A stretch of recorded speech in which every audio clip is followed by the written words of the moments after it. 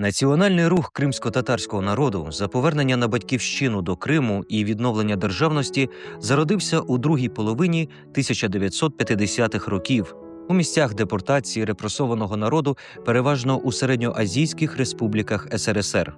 Формами його апеляції були звернення до влади, мирні акції, зустрічі з керівництвом країни. Найбільш відомо, істинно титанічні зусилля на підтримку учасників кримсько-татарського руху здійснював генерал-правозахисник, один із засновників української хельсінської групи Петро Григоренко.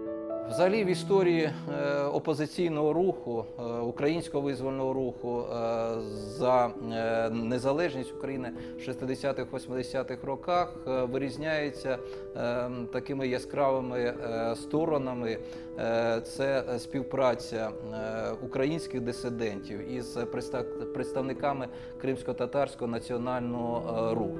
До моменту знайомства з національною проблемою кримських татар Петро Григоренко пережив важку і болючу світоглядну еволюцію. Внаслідок напружених роздумів і спостережень за реаліями радянського життя він подолав шлях від благополучного радянського генерала, який пройшов війну і свято вірив в ідеали партії, до запеклого критика і опозиціонера радянського режиму.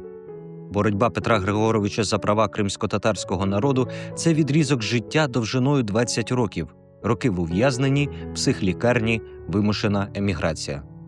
Такою постаттю, яка створювала певний симбіоз і синергію тої боротьби проти існуючого тоталітарного режиму, це був генерал Петро Григоренко. Саме Петро Григоренко, із-за того, що він родом із Запорізької області і, мабуть, мав контакти з тими кримськими татарами, які не змогли, по суті, після смерті Сталіна осісти, оселитися в Криму, тому він почав перейматися проблемами саме повернення кримських татар на історичну батьківщину. Мине зовсім небагато часу, і 7 травня 1969 року Петро Григоренко, який прибув до Ташкента захищати кримських татар на суді, буде заарештований. Рішенням суду він буде визнаний неосудним і поміщений у спецпсихлікарню МВС для так званого лікування. Після звільнення з божевільні Григоренку не давали спокою. Стеження, обшуки, допити, бесіди в органах були повсякденними явищами. У листопаді 1977 року правозахисник отримав візу до Сполучених Штатів Америки на півроку для операції і зустрічі з сином. Однак уже 13 лютого 1978 року указом Президії Верховної Ради СРСР Петро Григоренко був позбавлений радянського громадянства. 9 років потому він помер на чужині, де був і похований. Окрім Петра Григоренка, слід згадати і про Генріха Алтуняна, який також підтримував кримських татар і прагнув взяти активну участь у судовому процесі у Ташкенті, який мав місце в 1969 році. Саме він прибув із Петром Григоренком і прагнув розповісти про всі ті неподобства радянської Феміди, які були націлені проти тих кримських татар, які прагнули домогтися свого законного права повернутися на історичну батьківщину. Він став одним із засновників ініціативної групи із захисту прав людини в СРСР. Алтунян за це отримав 3 роки таборів загального режиму. 1981 року він був засуджений за антирадянську пропаганду і агітацію. У період перебудови Алтуняна звільнили. У наступні роки він був членом Центрального проводу Народного руху України, очолював його харківську організацію.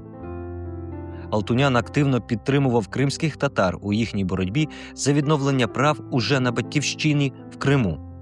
Правами, проблемами кримських татар переймався і український письменник Борис Антоненко-Давидович, який теж мав контакти із кримськими татарами, з представниками кримсько-татарського національного руху, які прибували в Україну і шукали контактів з українськими дисидентами. Ці документи відклалися у галузевому державному архіві Служби безпеки України, де було зафіксовано такі контакти Антоненка Давидовича із кримськими татарами.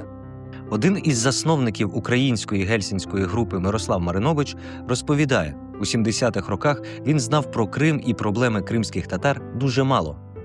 Пригадую собі тільки своє враження від першої зустрічі з, я би сказав, тоді залишками кримсько-татарської культури. Якось ще в студентський час я поїхав у Феодосію відпочивати. І під час свого там відпочинку мені хотілося прогулятися, і я так пішов стежкою в гори. Іду, і раптом, несподівано, я заходжу в село, яке вражає мене неподібністю до типового українського села. І тоді я розумію, що це давнє кримсько-татарське село. І що тут жили кримські татари, і що це зовсім інша культура, що це не українське село. І я так дивився на це такими, аж було моторошно, тому що я розумів, що тих людей виселили. Ці факти я знав про історичні, про звинувачення щодо кримських татар. Я розумів, що цих людей виселили, а на їхнє місце поселили когось іншого. І це було таке приголомшливе враження. А ґрунтовно Маринович познайомився з кримсько-татарською проблемою вже в будинку генерала-правозахисника, одного із засновників української гельсінської групи Петра Григоренка. Там він зустрів активістку кримсько-татарського руху, історика і журналістку Айше Сеїтмуратову, яка на той момент була вже двічі судима за участь у національному русі. Коли я зайшов в його помешкання, там була на той час молода дівчина, яка називалася Айше Сеїтмуратова. Познайомилися, і ми говорили з Петром Григоренком на тему гельсінської групи, але, зокрема, я чув, як вони з Айше говорили також і про кримсько-татарську тему, а знаєте, я тоді навіть не насмілювався нічого сказати, тому що я тільки вбирав ту інформацію, там, про що вони говорили, тому що я розумів, що я дуже мало що знаю, щоб займати якусь позицію. Айше мені дуже сподобалося, вона дуже мила, Я тоді просто відчув, який біль несе в собі цей народ. І я гордився тим, що Петро Григоренко є для них, для кримських татар, такою високою знаною постаттю. Айше Сеїтмуратова дивилася на Петра Григоренка просто, знаєте, поглядом, таким обожнюючим.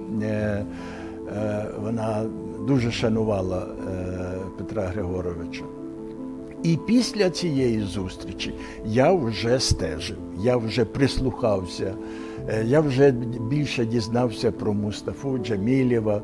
Тобто я вже почав входити у кримсько-татарську тему. Мені вже було, знаєте, якоюсь мірою навіть соромно, що я в цей момент так мало орієнтувався у цій долі.